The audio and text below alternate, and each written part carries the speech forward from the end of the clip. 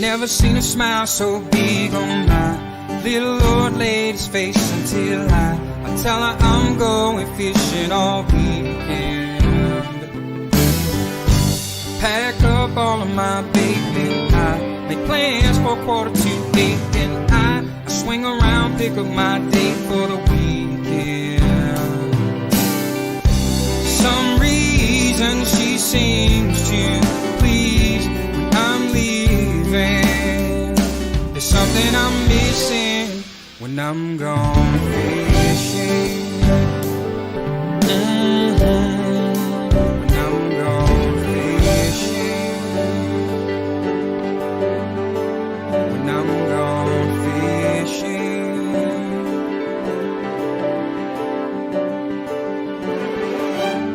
Yeah, baby. Yes, sir.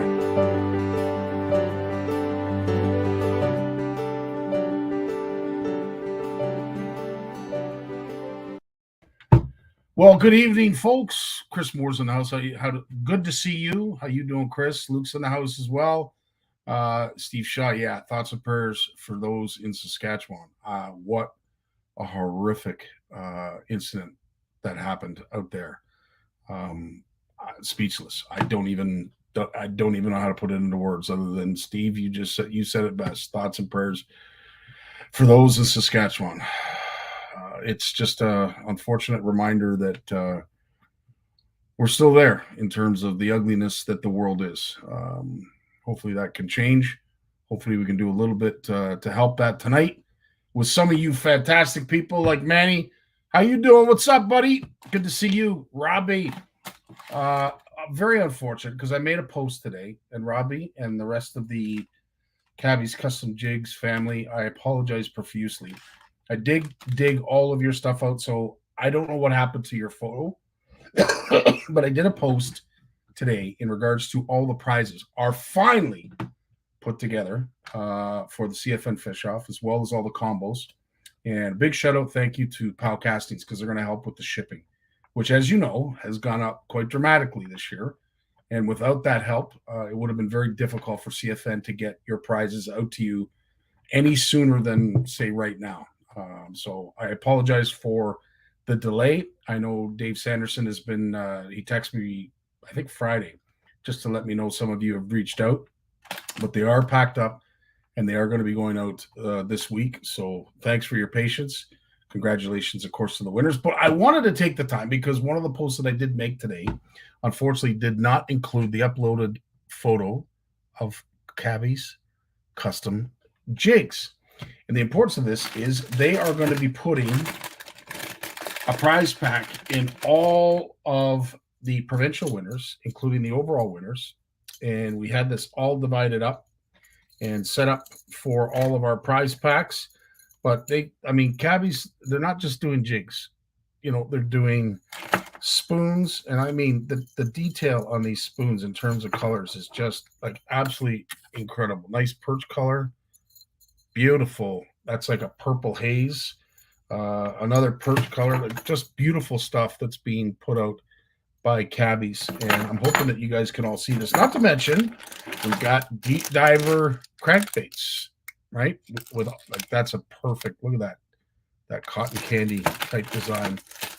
Deep diving crankbaits. Look at the bills. I don't know if you can see the bills on those, but very deep diving crankbait. And of course, they've got some top water as well. That's like a big chug bug. But yeah, lots of stuff that we are going to be putting in the prize packs. If you're looking to support something local, to buy local, support, I would consider a very up-and-coming company. Reach out to Cabby's Custom Jigs and see if there's something that you may need of theirs on their website, because I would be very surprised if there isn't something.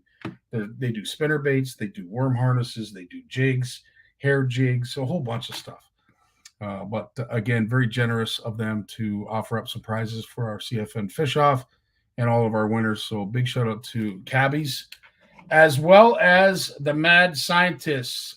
Chris, I tell you, these prize packs that you made available from Mad Scientists, just outstanding. We've got all these to give out to our winners as well as the prize packs themselves that are currently right now packed and ready to go. What's up, Pete? Good to see you. Tony's in the house. Jamie, nice to see you. Good, sir. Corey's in the house from out west. Listen, it's Labor Day weekend. Hope everybody's had a fantastic weekend. I know the weather has been really interesting. We were talking about it off stage. Bit of a change, eh? And judging by the sun, yeah, I hate to point out the obvious, but it looks like summer is slowly coming to an end and fall is almost upon us. Days are getting shorter, nights are getting cooler. No bugs to say the least, but yeah, different weather out this way than say out west this Labor Day weekend. But I hope everybody got out to enjoy some fishing. I know our good buddy Richard Dunlop has been posting a lot from Elmer Lake Lodge. He's been busy. It was quite a trip that the Bealers took out Adele and Accessible Angling. She's been sharing stuff ever since that trip, and it's awesome to see CFNers. I mean, in fact, I can't wait. We're going to be back at Camp McIntosh, and I just wanted to let everybody know, if you're looking to come to a retreat and you don't want to necessarily stay for a week, you may have the weekend available. I want to let you know that there are 4 beds currently available. 4 beds. It's basically one cabin and one cabin only that is available for anybody looking to come to our CFN/OFC Nation retreat. It is September 23rd to the 25th. There is the ad. If you want to get in touch and find out, maybe you just want to kick some tires, www.campmacintosh.ca. Go reach out to Tracy and Andre, and they will certainly point you in the right direction. I'm hoping to head up maybe a day or two early, so an extra night is $190, and for a boat, lodging, and food, that's nothing. You can't get a hotel for that. So as it is right now, the camp is pretty much full, almost packed, except for one cabin. So if you're interested, you got 3 or 4 mates that you want to bring up. Maybe you've thought about going out this summer, and oh man, I can't believe it's almost over. Maybe I better hurry up and get out on a trip. Here's your opportunity: September 23rd to the 25th of this month. We're going to be up there. Moose, Jeff, Mike Consul, Heather, and Greg Kuntz. Max is going to be there as well. Cody Orgel is going to be there. Steve Shaw and the family are going to be there. There's going to be quite a few folks up there that you'll recognize from the CFN community and our CFN family. So we love nothing more than to see you all there. So I look forward to that. Of course, we are going to be doing What's Up Wednesday, this coming Wednesday, with Mike and Sean from Anglers Atlas. You're going to find out a little bit more of some of the initiatives that Anglers Atlas and the MyCatch app have been endearing on. Very, very cool. And I have challenged a province in the country of Canada to be the first province to take the bull by the horns and endorse the MyCatch app and initiate some kind of creel sample of your own on a body of water.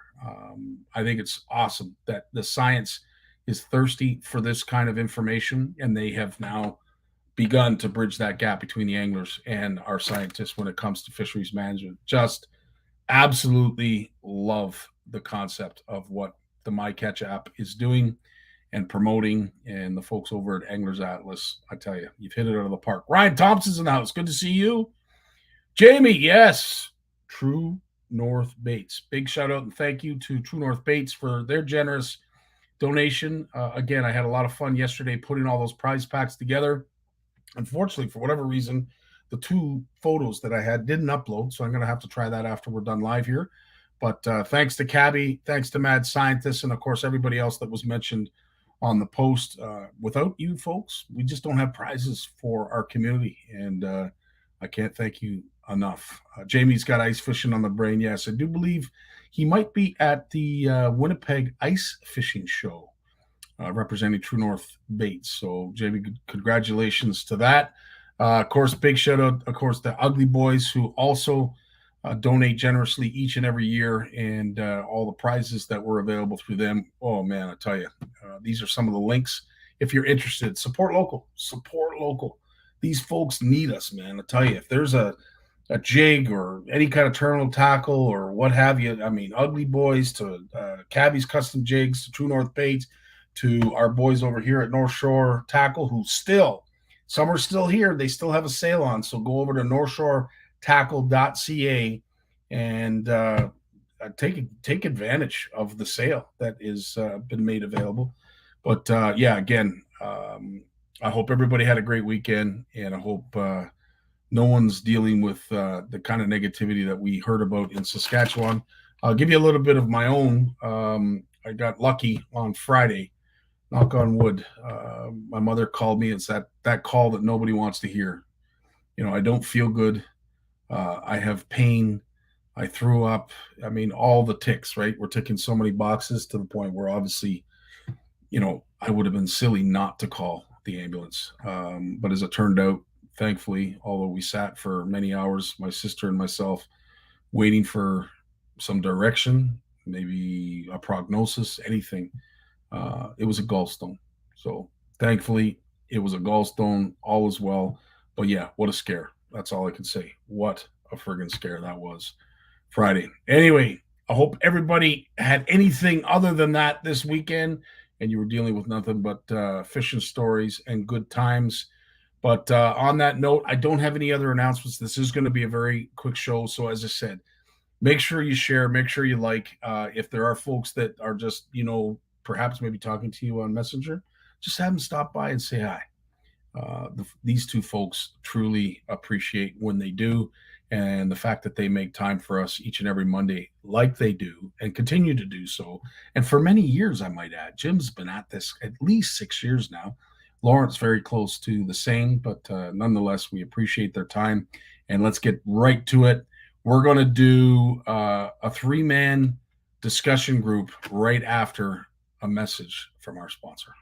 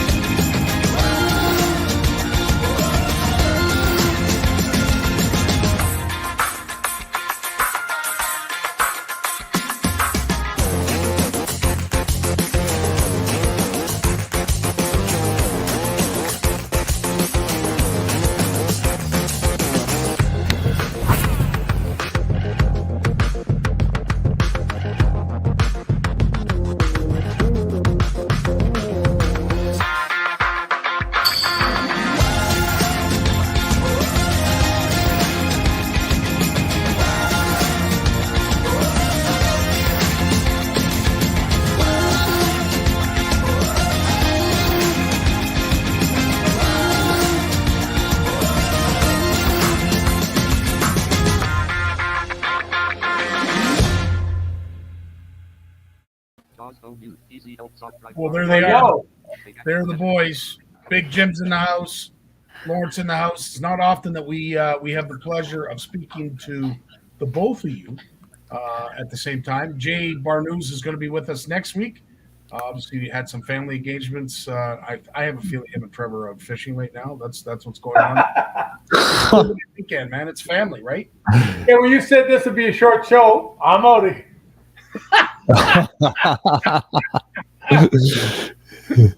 Well, with the anticipation that, you know what, more people will show up because it is a shorter show and stay here for the full duration. That was the reason I said it the way I said it, Jim. What do you got there in your hand? What's that? What did you have that? What base? Oh, I set this. I eventually found time to set this up. That's that new bait finesse deal. Oh, wow. So you're out fishing with a 8-ounce jig and a 2.8 rhythm wave with 8-pound braid on a bait caster, and I can throw it as far as I can with a spinning rod. Wow. Really? And that's what BFS is all about. I know it's upside down there, but you can see it on the reel where it says BFS right over here. Look, Jim, just say that again in case anybody wasn't listening. You can pitch that as far as. I could with a spinning rod. Are you?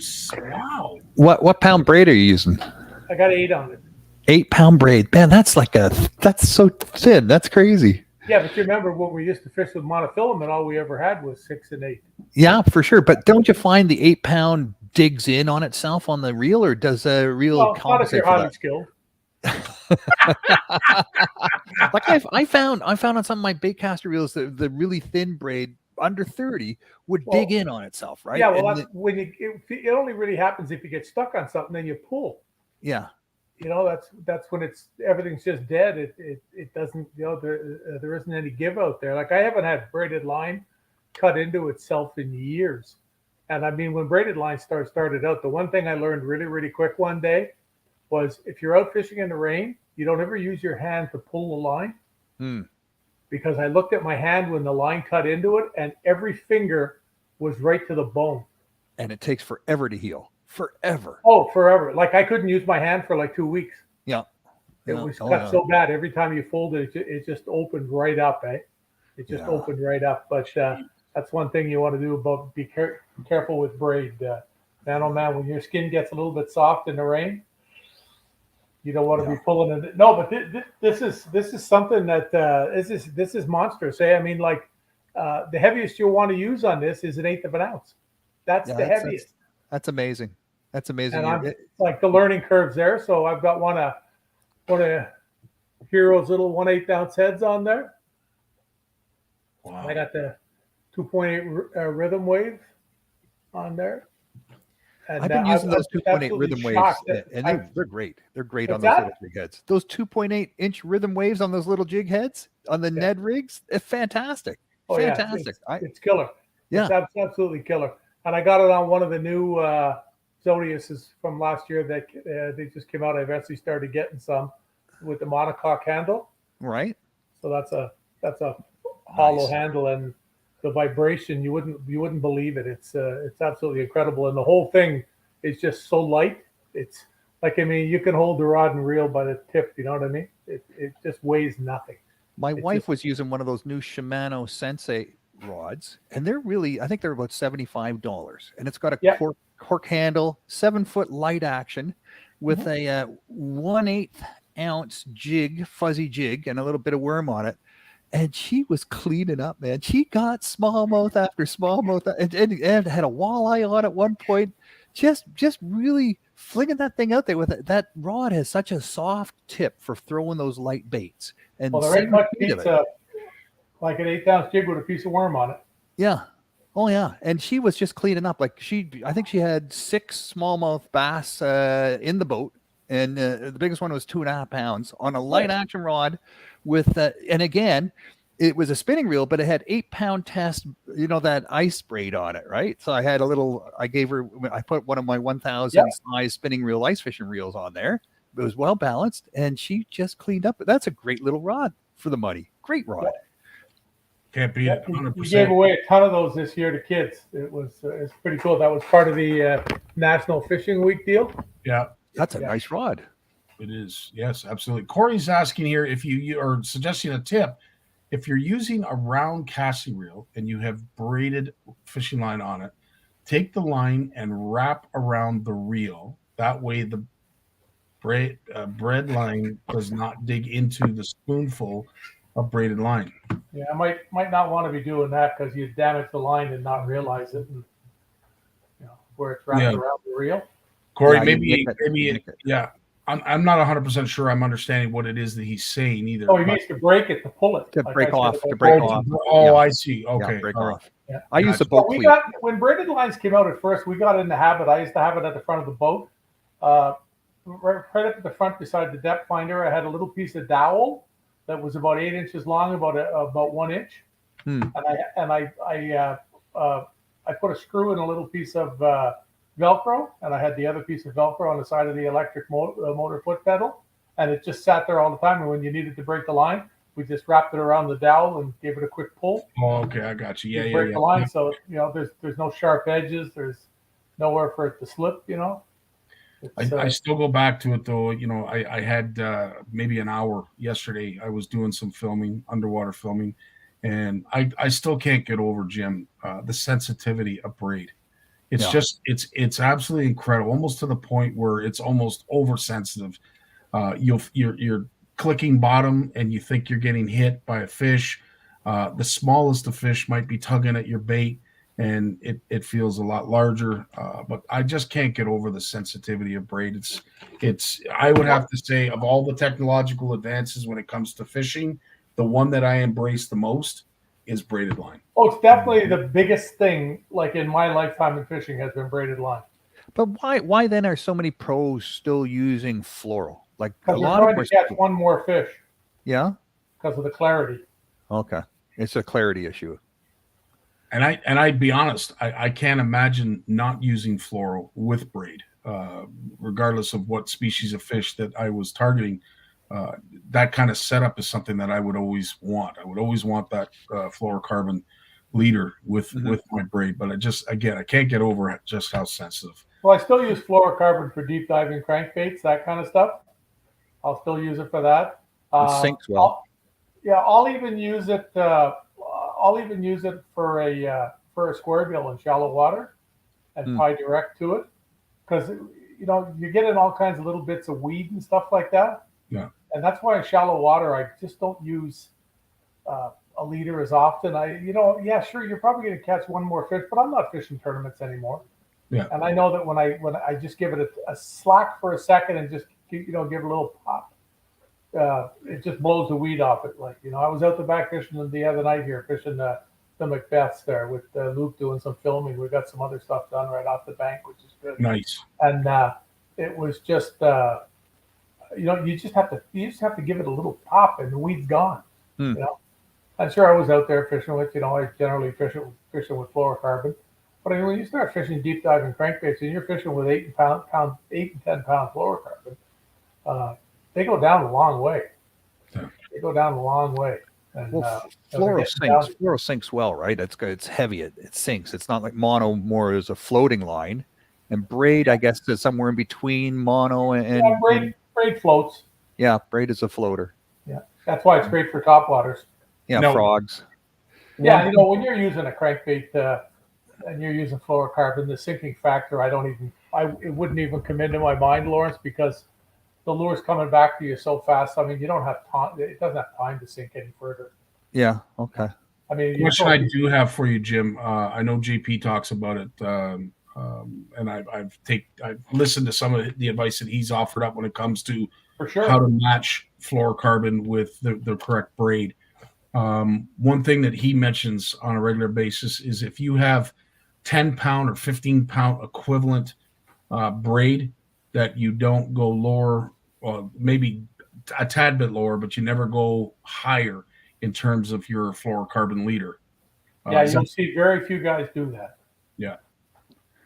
Yeah, because a 20, 25 pound fluoro, that's a pretty thick piece of line to be tying on the end of a 20 pound braid or 30 pound braid for sure. I know some guys that fish in the Great Lakes exclusively, and they deal with a lot of zebra mussels, and they fish with 5 pound Power Pro because they fish a lot of long lines in deeper water, and they will use 8 and 10 pound fluorocarbon leaders, but all they're looking for with that is just a little bit more resistant, or a little bit more the abrasion factor is in there, because with braided line, it touches the zebra mussel and it's like you cut it with a razor blade.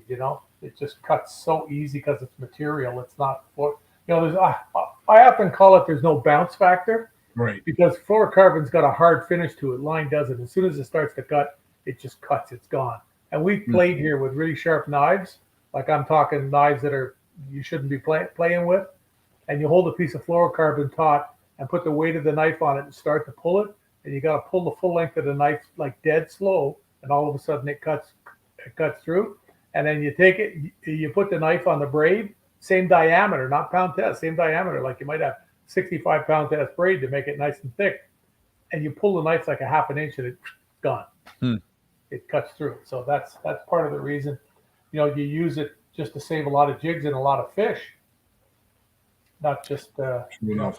But I agree. If I'm doing a wacky rig, and around weeds, I don't use a fluoro leader anymore, because I find if I'm breaking off, if I get hooked, if I get snagged on something and I have to break off, I'm losing that leader anyways. It always seems to break at the knot, where the knot and the fluoro leader are tied together. It doesn't break at the. You're not right. I don't know. Like I've been using uni to uni, but now I've gone to the Alberto knot. And I find that works a little better. It passed for the Alberto knot, goes through the guides better than the uni to uni for sure. And the thing is to make the leader long enough that the knot's in the reel before you start pulling. That's one of the keys. Like I think we talked about this before. I was out one day with Dave Chong and sitting in the boat. This was, I don't know, 5-6 years ago. And I mean, he's a drop shot king. It's a staple for him. And I said to him, I thought you were using braid. And he goes, I am. And I looked down and I said, no, you're not. And he said, yeah, look. And he holds up the reel and you can see the braid. And I said, how long's the leader? He said, 15, 18 feet. Wow. And that way, when you're fighting a fish and it gets to the edge, that's where they break it. Because that's when they get the maximum power with the least line, the rod's bent, everything. There's no give at all. And the knot's in the reel. Mm-hmm. So it's not going to break. Mm-hmm. It can't break because it isn't under the pressure. Does he use a swivel? He doesn't use a swivel. He just puts on new line every tournament kind of thing. You'd wreck more rods, yeah. I use a swivel. Yeah. How many tips do you take out a year? I've been using the same drop shot rod for 10 years, and I have people look at the tip guide and there's no damage, really? Signs of any damage whatsoever. I use those steelhead swivels, so 14 and 16 size. Yeah. And I normally what I do is I tie a piece of fluoro, but a foot long, to the braid, and then I tie the swivel, and then I tie my 3 or 4 foot long fluoro. It's usually 6 or 8 pound with the that I'm using with the drop shot. That way, when I reel in and I feel that first little click as it's going through the tip top guide, it's the knot, not the swivel, right? So then I stop. I was just going to say you should be tying your swivel right to the braid. I know, but then you're doing it for a different reason. Yeah, I'm doing this, just so I get that first little knot sensation, so I don't bang the swivel into the tip-top guide all the time. Yeah. But it does get in there quite often, and I'm not horsing it in under pressure or anything, but no damage. These guides, good guides are really hard. So you use a swivel, but if you were to use a knot to tie braid to fluorocarbon, Lawrence, what would the knot be that you? I use the Alberto knot now because it passes through you can cut the tag right off. You have no tag with an Alberto knot, so there's no fluoro tag sticking out catching on your guide. With a uni to uni, you always have to leave a little bit of a tag, right? But with an Alberto knot, no tag. It just gets, the more you pull on it, the tighter it gets. I've just been using a triple granny knot. Have you?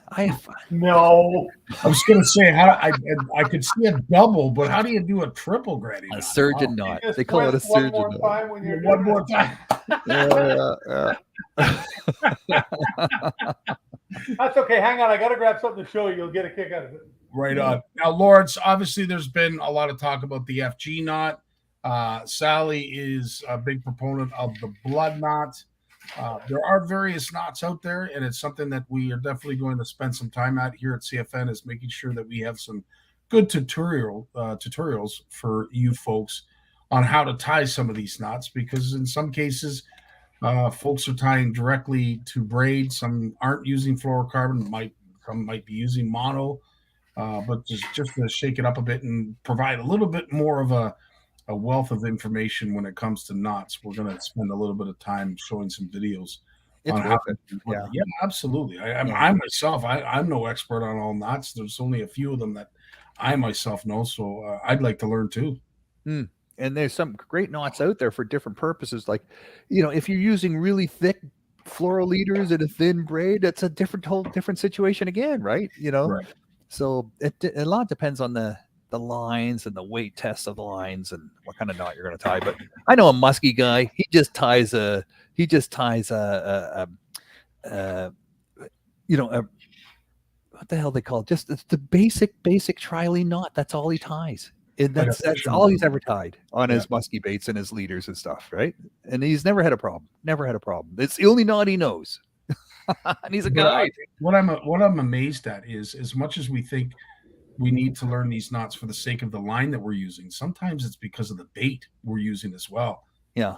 Certain crankbaits, that open the open knot that they have, that the bill is able to freely move back and forth, where you're not tying hard down directly to the line. You're allowing that amount of space that gives the crankbait even more movement than if you were to tie directly to it. Mm-hmm. That's pretty cool. I don't know how to tie that knot though, but I want to learn interesting knots that are being put a little more time on. Yeah. You know what else I tie? I used to use a clip to put on my bottom bouncers, and now I tie them on. And I found the sensation of the feel of that bottom bouncer through the braid is magnified like 3 or 4 times when I tie my braid directly to the bottom bouncer versus using a clip. Now, that is obviously something that is to the desire of the angler.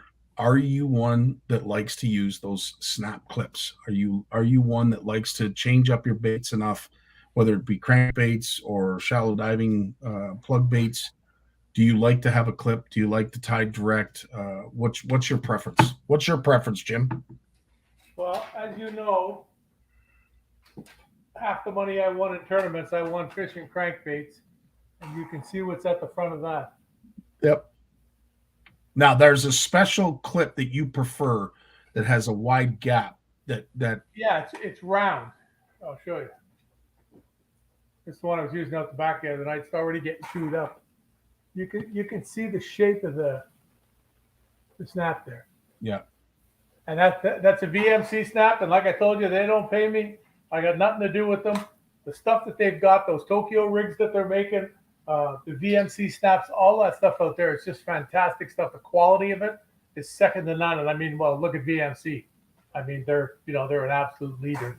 But that's not open to debate time. That's just like a rule. Right. If you're going to fish a crankbait, you should fish. I know some guys, they say, "Oh, tie it," but a lot of these, like, very, very seldom will you see somebody who's really involved in fishing that isn't using a snap. I was shocked the other day again. I saw a picture. It's an old picture of somebody who makes their living almost in the fishing business. And they had one of those old brass swivels on a spinnerbait. And I was like, I took a picture of it and circled it and sent them, and I had three letters attached to it. One was a W, one was a T, and I'll let you guess at the other side.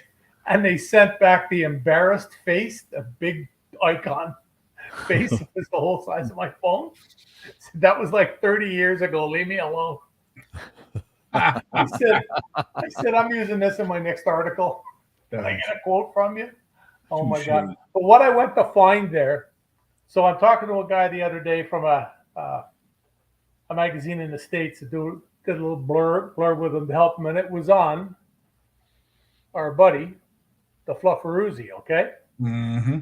So I sent him the picture. When I was looking for it, he said, "Can you get me a picture?" He said, "I saw you a long time ago. You had a picture with an ex-bride," and he said one of the Shimano reels, and you had the lure with the rod and that. Can you set? I couldn't find it.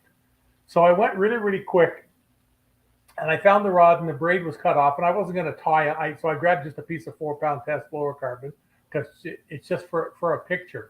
So the picture doesn't show the part that's in this hand, okay? Okay. So here's why I was laughing about the granny knot bit. That's what was tied. I don't know whether you can see it. Yeah. It was literally a triple granny knot that I tied just for it, and I sent him a picture, and I told him, I said, here's my new knot. And he says, "Oh, what is it? It looks awful bulky." It looks like a wheel chalk, Lawrence. A triple granny knot. Guaranteed never to get through the guide. Oh, absolutely. No. You throw your shoulder out trying to cast up with it. No, I'm just kidding. Here's something that I found. I was out in the garage and I had a box there, and I've been looking for these and I couldn't find them. So if anybody ever wonders, when plastics are poured by a major manufacturer, okay, this is about a quarter of the mold. Wow. That's a quarter. Yeah. Like how many baits are on there? You know what I mean? Yeah. Wow. That was one of the guys that set the hook. Jason Ramada was here one day. I said, "Have you got any of those new drop shot minnows?" He goes, "Yeah." And he opens up a box and he's pulling out all these bits and pieces with all this stuff hanging over. And they had a little craw that had just come out. So he gave me some of the craws. So I've got the craws rigged, Wow. 2 craws on the back of a jig instead of 1 off the piece of stuff they hang off when they're poured. Wow. I caught a fish on this too, but I only had 2 like it. So I'm saving this one for a special day. Hey, Jim, when would you prefer the hand poured versus the injection mold plastics? Good question.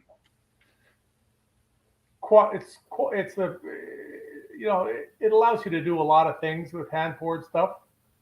I know a lot of Kalen's stuff, like the super floozy that Kalen's used to have when I was with them, the stick bait or fluke bait. It was second to none. I mean, the number of guys in the States that were using that, big names, and Kalen wasn't a big enough company to sponsor these guys and pay them, but you'd get in the boat with them and there'd be the bag, super floozy.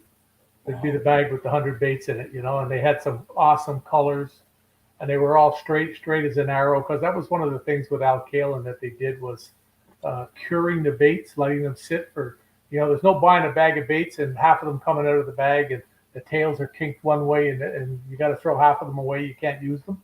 You know, it's, I know some guys have told me if you put them in a microwave and you lay them out straight as you can, and you just hit them for about 20 seconds and then 20 seconds and 20, they'll sort of go back into their shape. I don't know if that's true. So don't go throw them in your microwave for 10 minutes and go away, start a fire.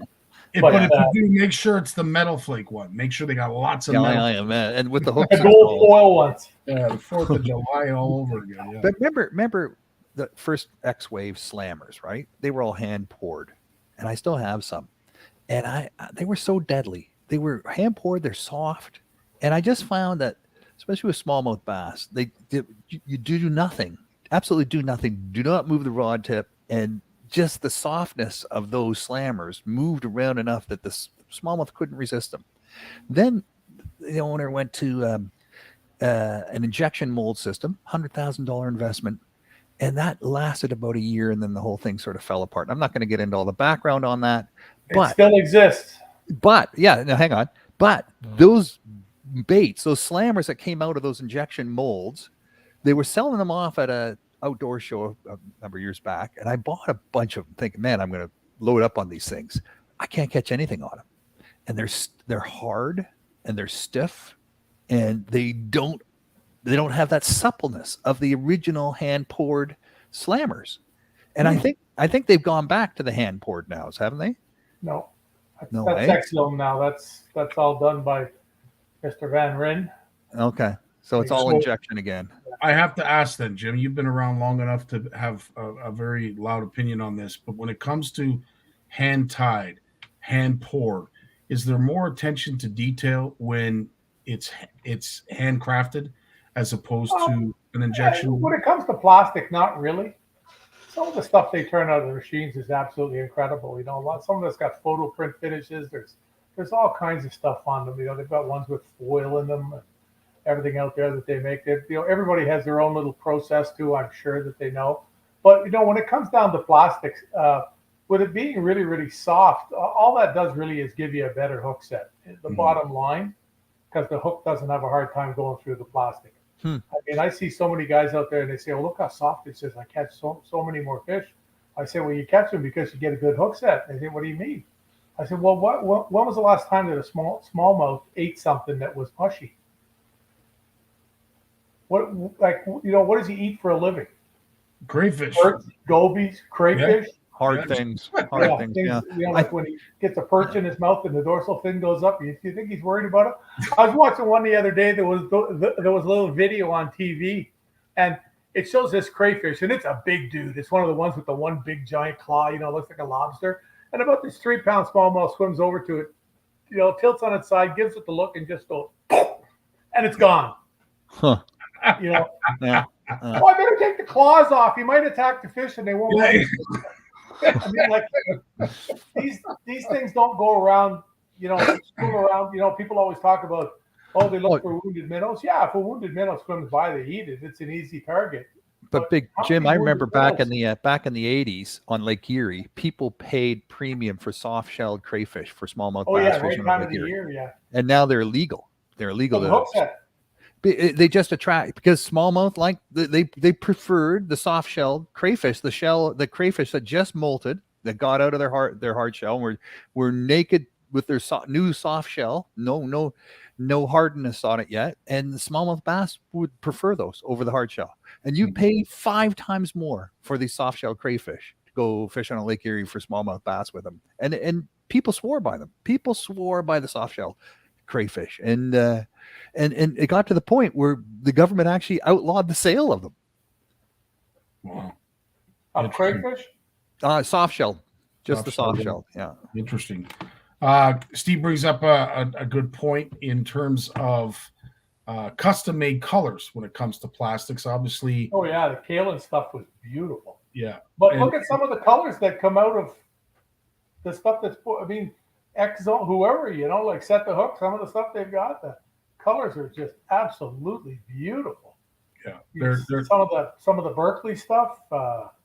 Man, there's some out there. It's just wild. All the different processes they have. Some of them are painted. They're painted on and then sealed up over top of it and whatever. But yeah, man, you can. And Kaelin's had some colors out there. They had one called Halloween that was black, orange, and gold together. Oof. And the way it was layered when it was hand poured, it was just we went up north with them, and I was just fishing them on a ball head like a minnow. And the number of walleyes we caught on those, we'd have 75 fish evenings. Wow. Just fishing, fishing. There was just something about that color and the tannic water. And yet they had one that was called Pearl Violet, and it was sort of like a purpley hue on top of a white bait somehow. I don't know how they did it, and the walleyes wouldn't touch it. Well, I shouldn't say they wouldn't touch it, but you'd probably catch, if you caught 5, you'd catch 4 on the Halloween and 1 on the Pearl Violet.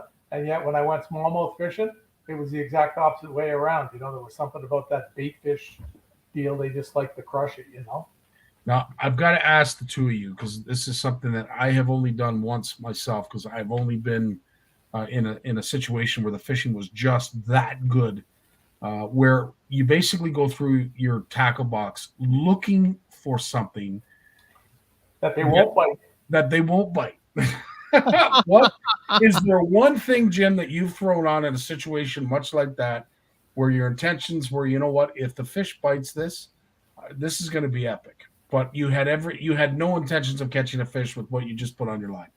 Well, probably the best one of those I could relate to you would be something. It was a company I worked for a while, and this was long after I worked for them. Rocky and I were fishing in a tournament, and we saw this giant largemouth in a boathouse on Friday afternoon. The sun was shining right in, and he was just out milling around. It's up in Halliburton or Penetang, about 6 feet of water in the boathouse, some boulders on the bottom, just barely sticking out of the mud. And we saw this giant largemouth. And I says to him, we got to come back here in the morning and catch him. So we come back in the morning, perfect for it. We think, nobody else got here. You had to idle down this little channel, and there was no bubbles or wakes, so we knew that we were the ones there, right? And we get down in the back in there, and the boathouse door is closed. Oh. And it's like this far from the water, or maybe about 2 inches from the water, and there's a big mat hanging down too. So you're not getting in that boathouse. So we threw a couple of lures at the jigs at the edges and the outside corners, thinking he might be out in the morning, having to look around for a snack or something, if he's still there. Nothing. I said to Rocky, I said, go ahead, keep fishing. I said, and I dug out a flying lure.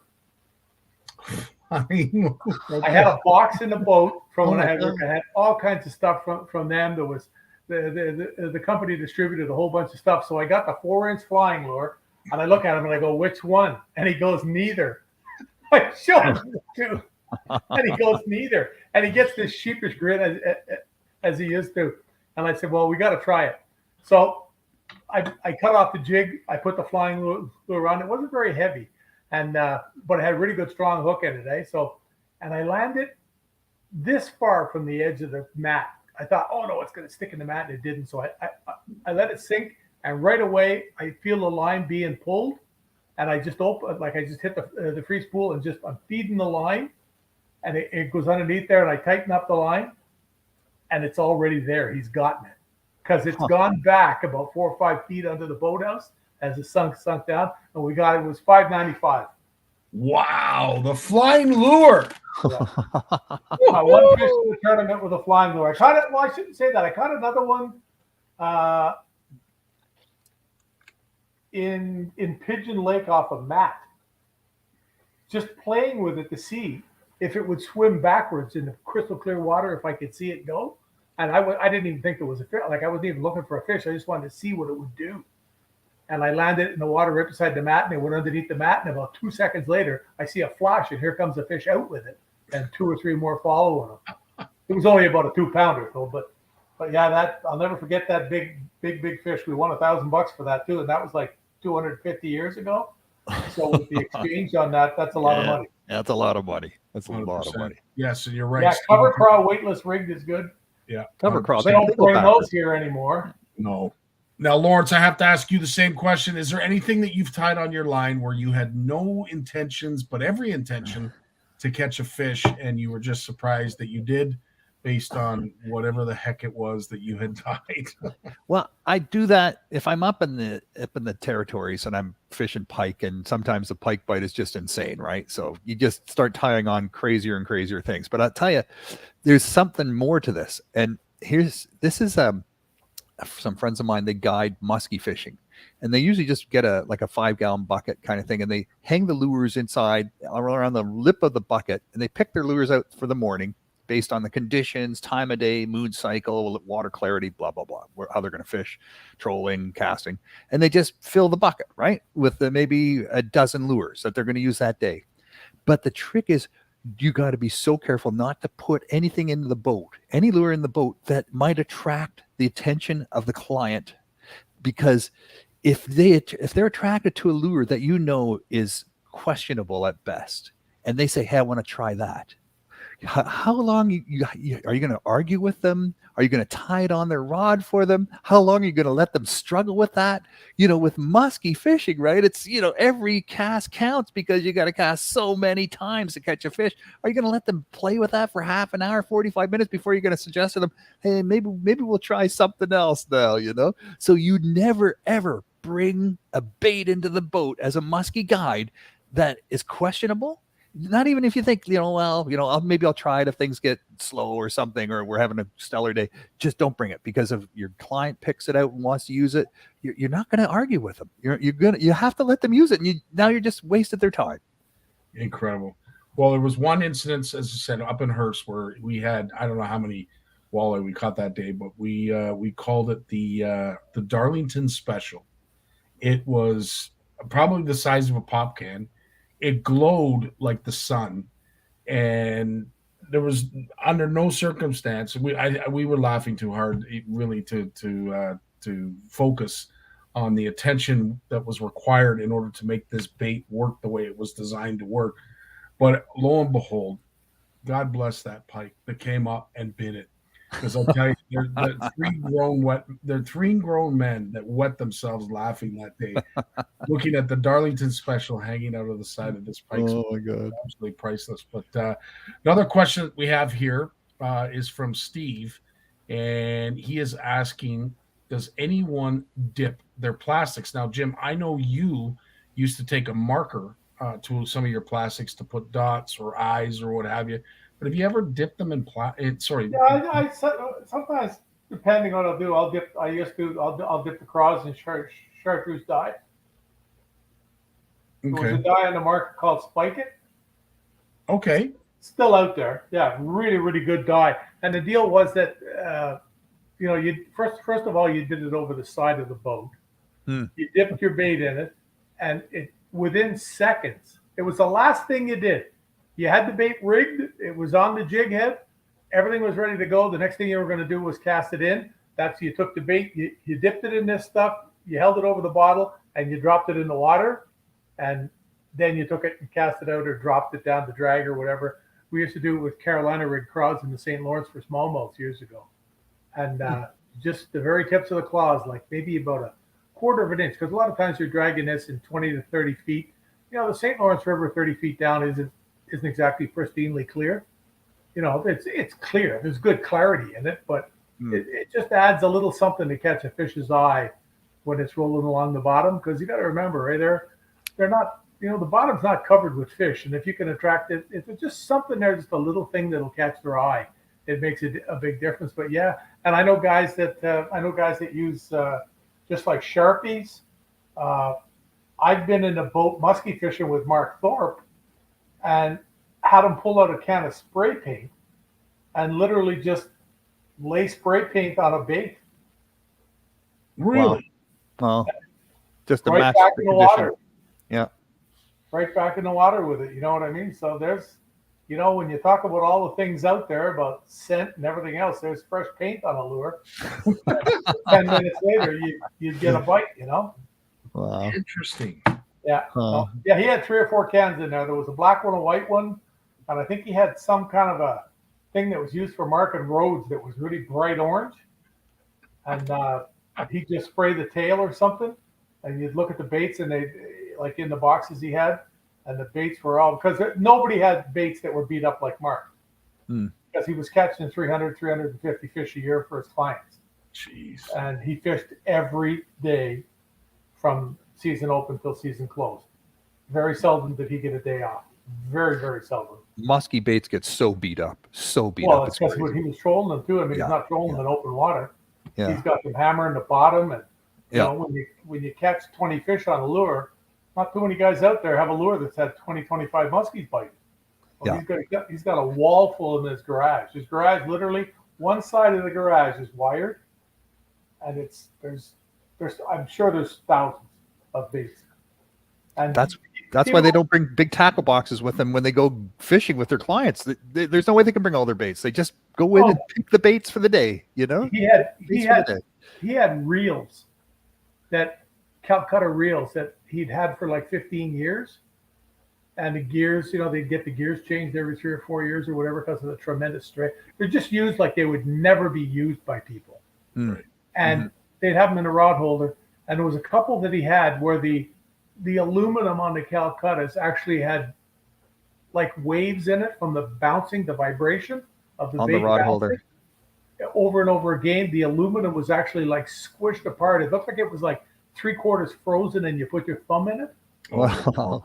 It had been hit so many times, and the guys at Shimano wanted to see it. The reel still worked 100%. There was no problem with the reel. Yeah. None whatsoever. Just that little tap. Yeah. Yep. It had rattled, you know, for like 5 years, 8 hours a day with a bait this big. Boom, boom, boom, boom, boom, the whole thing, you know, and it's just really, really cool to see stuff like that. People don't understand the other side of fishing and people who really do it for a living and the amount of days that they're out there, you know. There's nothing taxes your tackle like trolling for muskies. A muskie guide can put 250 hours on their motor in a year, a muskie guide.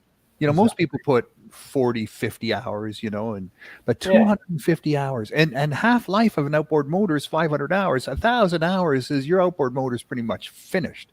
So you think about, you know, your guide, you invest in a boat motor, 4 years later, that motor is finished its lifespan. Anything after that, you got your fingers crossed, right? Wow. Good to know. So I thought of you today, Lawrence, when Douglas from up in Innovate sent me a video that, you know, probably the majority of the folks on Facebook probably wouldn't appreciate just because it included a whale, but just really, really awesome that he was so proud that they were hunting this beluga whale that was in a bay close to where their homes are, and they're out fishing, you know, for the town, for the village, for families, for like, this isn't for recreation. This is to get them through the winter. Yeah, it's food. And then you look at north side of Greenland, the narwhal and beluga population has been dropping off a lot from subsistence hunting and from indigenous people, and they're talking about maybe shutting it down or limiting it, and the people are saying, no, you can't take our food away from us. But this is the challenge, right? People need to eat, and that's how they've been doing it for thousands of years. What's changed though is the technology, right? Boats with outboards and guns with sights and scopes, and it's not, you're not spearing out of sealskin boats anymore. You're not spearing whales. You're not hunting with a spear, or it's a lot more effective. So yeah, the population of caribou and beluga and narwhal, they're going down, right? It's going down. And is it overhunting? Is it how do you deal with that? How do you wrestle that? Well, this is something indigenous people are wrestling with now, is how do we manage this? 100%. Very interesting though, and of course the celebration that comes from the harvest of one of these whales, when it, as I said, directly relates to the city and all the folks that are going to be enjoying this and rely on it, like you say, rely on it. And at what point do we say to our indigenous people, you know what, you can't have your food, because if we allow you this, there won't be any for future generations? I wouldn't be the one that would want to say that or confront them with that, but oil wouldn't go over well. But they have to make up that decision themselves. It's like the controversy on the east coast of Canada now, right? With the glass eels, the little 4-inch to 6-inch baby eels that are returning from the ocean, and it's going to swim back up the rivers of North America and live in those rivers for the next 20 years before they turn around and head back out into the Atlantic Ocean and spawn and die. Right. But the glass eel are a delicacy, and they're worth a fortune. And they're saying on the east coast of Canada, don't hunt them right now, don't fish them, because there's not enough. Like the American eel is in serious decline. And there's, First Nations people who say, well, we've been doing this all our lives. Don't tell us what to do. This is what we do. Mm-hmm. So there's a lot of this, traditional knowledge and science and customs and rights, all these dances, all these equations, all these types of sort of understandings. It's old world meeting new world in a lot of ways, right? And there's a lot of discussion that needs to take place on many fronts, for sure. Well, it's just like the cod out there. For years the government tried cutting back. And they said, you can't do that. We need to catch them. We need to make a living. Mm-hmm. And then all of a sudden, they're gone. They're gone. Yeah. You caught them all, and God bless the people up north in Greenland, and that don't happen to them with the whales and the narwhals. You and I often joked about me having pro narwhal tournaments. Yeah. But I did an article about the caribou across Canada, and there's only one caribou herd left in Canada that's doing well, and it's a caribou herd that exists in the Arctic. It lives between the top of the forest line, and goes in north to the Arctic coast in the summer to have their calves, and it's in the western Arctic, but not all the way west. So it's sort of where there's no communities. There are no people living there. There's no one for hundreds and hundreds and hundreds of miles. Doing well. And that herd is doing well. All the other caribou herds throughout Canada are in decline. And so much is land and protection. And, in Alberta, they shoot the wolves, with helicopters to try to protect the caribou. Labrador, it's just the caribou herds are all in decline. No one's pointing fingers. But these caribou, people are saying, well, what's going on? What's going on with the caribou? Why are they disappearing? Why are they declining? Is it a habitat issue? Is it a lack of terrain? Are we squeezing them out? This has all been discussed. Many things have been done, but in the end, it's just over harvesting it. And I'll tell you a story. I was staying with this Inuit man in a community. This is 40 years ago, and he was a blind man. And I won't get into reasons why, but he was an Inuit man who was blind, and he was married to a white woman, and they lived together in this home way up in Tuk, and they would regularly, for fun, go to the dump and forage, plywood and other scrap material for building things, and a lot of people did. And he said they were coming back in the truck, and his wife said, "Oh, caribou," and you go, "Stop." And he said, "How many?" And she says, "There's 6." He goes, "Get the gun." And she goes, "How many should I shoot?" And he goes, "What?" She goes, "How many?" She goes, "Well, shoot them all." But that's, in the time where you would see caribou twice a year, when they were coming and when they were leaving, and you had spears, you killed as many as you could because you only saw them twice a year. You didn't have snowmobiles to chase them down. You didn't have high-powered rifles with scopes to shoot them at 500 yards or whatever. You had to intercept them with your body and run alongside and spear them. That you had 2 times a year we could do that, and you got as many as you could. So that's ingrained, right? That's ingrained in this man's mind. He lived that life before there was anything else. He lived that life before there was any contact with us and our guns and alcohol and snowmobiles and all of that. And that's why he lived. So it's like I said, old world, new world. There's lots of books have been written about it. Farley Mowat wrote about a lot, and about the decline of the caribou and the people. And it's just right now we're looking at First Nations people have a lot of love and an understanding of the land, and we're turning to them to sort of protect the resources and steward those resources. And a lot of environmental groups are saying, "Hey, turn it over to the First Nations groups to look. They've got the skills, they've got the knowledge, they've got the rights, they occupy the land, all of that." But again, they also have the same technologies we have right now. So it's they're wrestling with many of the same issues we're wrestling with. It's not about can we hunt them. It's we can definitely hunt them, fish or game or whatever, and we can for the first time ever we have the ability to wipe them out. It's never been the case up until the last couple generations. Well, look what they did with the buffaloes. How many years ago? We didn't have big technology then. Exactly, but we had guns, and we had guns. Right up. Imagine now. Yeah. Oh yeah. They'd be gone in a couple of years at the rate they were. When they say when First Nations people came to North America, the saber-toothed tigers and the woolly mammoths, these were animals that had no predators, and they would just walk right up to humans and eat them. And they were within 1,000 years, the indigenous people that came across the land bridge from Siberia into North America, they had wiped out the woolly mammoths and the saber-toothed tigers within 1,000 years. They killed them because these animals were not afraid of humans. So they would just basically walk right up to them and just spear them. And they had these throwing spears. So they had good long spears with sharp tips that they could throw accurately and get them right in the lungs. And they got rid of all of them. They got rid of all the saber-toothed tigers and woolly mammoths. So these big, nasty animals, like woolly mammoths are 3 times the size of elephants. 3 times the size of an elephant. Jeez. And they killed them all within 1,000 years. Incredible. I'll be laying around with a toothpick in the afternoon on their back. Killing one of them. Good. Can I have some more woolly mammoth, Mom? Yeah, more woolly mammoth, please. Oh good hunters. I can imagine what right? it tasted like. You never know. Maybe it was good. I don't know. Who knows? Yeah. I ate some wild pig down in the U.S. Like those wild boar. Wild boar that they shoot by the truckload. Yeah. It was smoke, and it was, oh my God, you couldn't get it in your mouth fast enough.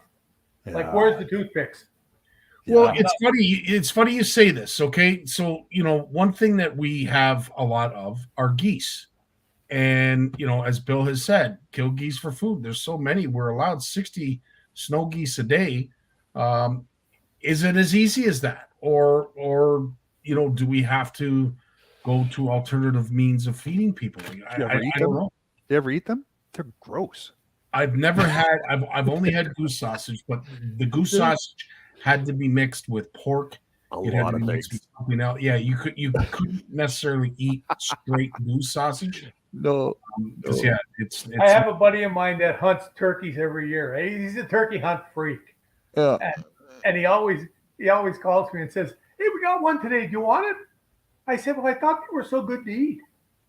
Why would you be giving them away?" You used to rant about how good they were to eat. I'll go to the store and buy a butterball and cook it up, and it'll taste way better than that. Because been eating friggin' pine cones and all kinds of crap and everything. And that's what I told him. I said, "Why are you giving them away?" And eventually, I got them a couple of years ago. I said, "So are you having one of the turkeys you harvested for Thanksgiving?" And he said, "No, well, possibly." The only one that came up with it, I've only heard of one good recipe for goose, and I've never tried it. I have friends that hunt geese, and they have they stew them and sauces and cook them slowly, but Gord Pizer has a recipe for goose. He wraps it, a frozen goose. He wraps it, he stuffs it inside with frozen cranberries, and then he opens up a foil pocket, drops it in, and then he just fills it up with frozen cranberries, wraps that and finishes wrapping that in foil, and then wraps it again in foil, puts it in the oven at 250 degrees for 8 hours. And he said it's delicious. And you bring it out, you put it on a table, and you take your hand and you slide it right into the garbage can. Just like my recipe for kale the other day. Yeah. Did you see that on my Facebook page? Yes. I said you got to cook kale with a little bit of coconut oil because it makes it real easy to slide out of the pan into the garbage. It's like, but that's I saw that. I just had to steal it. Tammy brought a salad here, this mandarin orange salad thing that I love, and somehow she got one that was made with kale. And it had to be the most wretched kale I ever tasted in my life. It was like chewing on pieces of corrugated cardboard. And I know it's really good for you and everything. I'm not debating what's in it, but the texture, you can tell me you like that more than regular. I'd rather take the stump out of a cabbage that you throw away and eat that raw than eat kale. You know what I mean? Like, you know the roadkill squirrels? Instead of kale, it's just I'll pick the fur out of my teeth. It can't be that bad. It was just absolutely wretched. But I ate it. Boy, the gun show still. Steve, look at Steve. He nailed it. So there's the recipe that you're speaking of, Lawrence. Good stuff, Steve. It was a good-looking goose too. Ooh. Yeah. Gord swears by this, and he says even like the day after you eat the leftovers, and it's still just delicious, sweet, beautiful meat. And I'm thinking, man, that's the way to do it. But that's a process, right? That's a process. That's not fast food. No, 100%. Well, Cameron cake could make it taste good. Absolutely. You hear me, Cam? Yeah. We got to have him back on for another recipe. But things in the future, speaking of things in the future, Lawrence, what's upcoming in Bluefish Canada and Bluefish Radio news? We're still interviewing people about this proposed National Marine Conservation Area for the eastern basin of Lake Ontario and Bay of Quinte. And I've talked to a bunch of people, but every time I talk to a bunch of people, they say, "Oh, you got to talk to so-and-so," right? So the last person I interviewed was Daryl Cronzy. Yeah. Oh my God. Okay. La la la la. And I said, Daryl, I said, I want you to give like the 10,000-foot view of what fishing was like on Lake Ontario 40, 50 years ago in that area. Like what were people doing? How was the fishing? How were they fishing? What's it like now? And what do we need to do? Well, trying to get Daryl off he's got a lot of pet peeves, right? A lot of things he's pissed off about. And I'd say, okay, Daryl, that's fine, but get back to that. Like, what was it like 40 years ago? He still had 35 years to cover on pet peeves before he got. Oh my goodness. So I got a bit of editing to do on that one, the swear words and everything. But and I think he was pissed with me because I kept sort of redirecting him, and I wouldn't let him go down his hobby roads, right? I wouldn't let him just pick his sores and scratch his itches. So I was a little annoying to him, but I got what I wanted, and he's when you get him to think, look at that big level and philosophically and big picture. He's got a lot of history, a lot of experience. I mean, this guy had a top-selling Ontario magazine, which was, the best magazine on fishing in Ontario, and people outside Ontario got his magazine. He sold it. Did the top fishing show for 20 years in Ontario. and did that for 20 years and then retired. And Big Jim, you were there at his retirement speech at the breakfast at the Canadian Sport Fishing Industry Association Awards ceremony.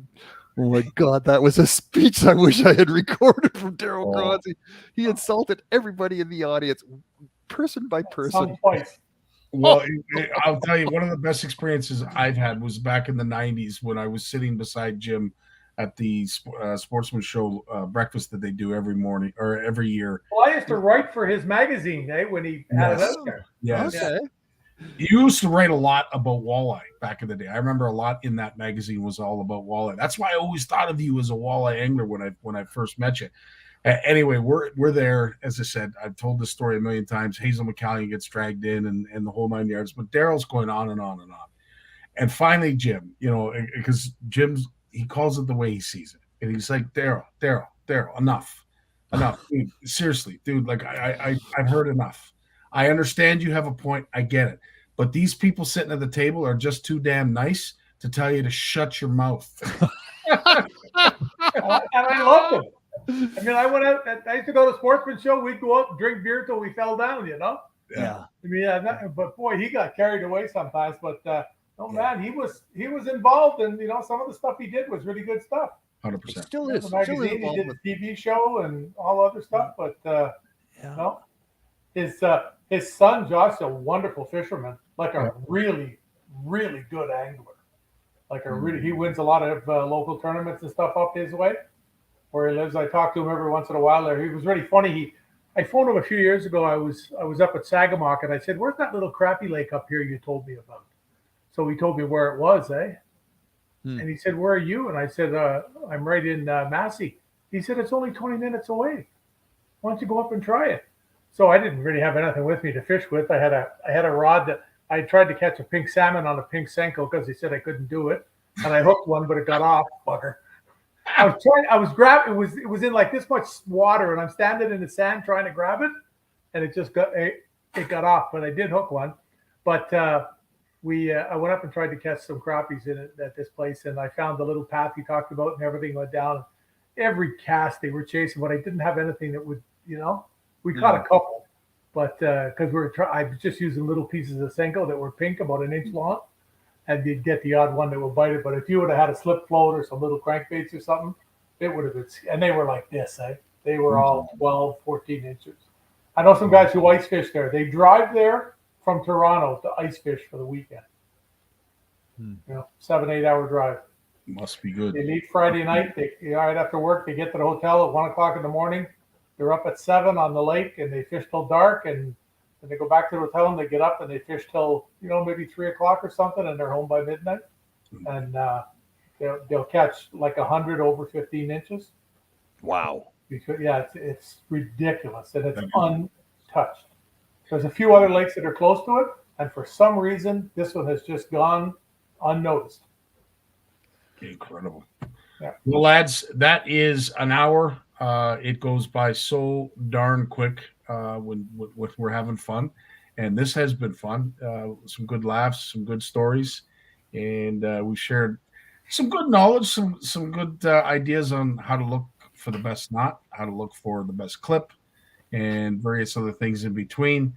But I love the fact that you guys are so willing to come back here each and every Monday and do what you do for our community. It means the absolute world to all of us. Well, Scottie, when we started this, I told you I'd probably do it for 10 years for you or whatever. And he sent the post-dated check, so there's only like 3.5 years to go. Once I cash the check, I'm out of here. You weren't supposed to say it. You weren't supposed to say it out loud. But now, one thing not is deaf. He just heard everything. Now now we have to crowdfund to keep Big Jim around. That's what I'm thinking. Exactly. Hey, you get that beard shaved off for next week, eh? Yes. I don't care if you've been camping or what. You're looking a little rough there, pal. I was camping. I just got home. That's scaring the wildlife, eh? But you're a conservationist. All the bears are up the trees looking down, shaking. What is that?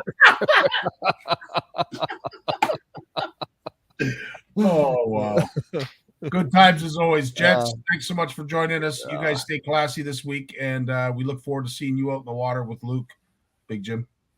Yeah, we're going to get that done. I'm going to do it on Friday or Saturday. We're going to do I'm going to go to one of my favorite areas and hopefully load a bunch up. I was looking on the weather there, and Thursday and Friday shows there's virtually no wind whatsoever. So I will be able to see my weed perfectly. I will be able to do everything I want to do perfectly. And I think it might just be time to light it up a little bit.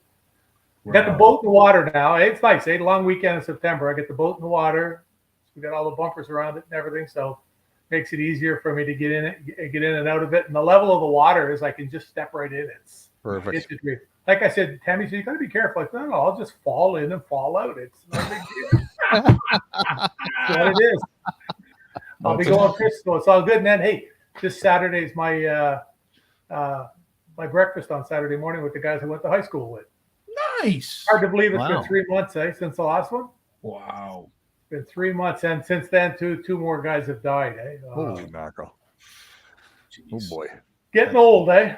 Yeah, it sucks. That's what it is. Hey, everybody out there, be safe. Wear a life jacket. Take a kid fishing. Be nice to an old guy. Absolutely. And a guy with a beard, right, Lawrence? Thanks, Scottie, for doing what you do, my friend. That's good. Thanks, guys. Take care, Lawrence. Be well, Jim. Stay off my spot. I can't think of a better person to end this. Dave, it's all yours. Well, as much as I hate to admit it, I guess we've run out of time. So I've enjoyed it, but I'm going to do something I haven't done since season 1. Turn out the lights, the party's over. They say that all good things must end.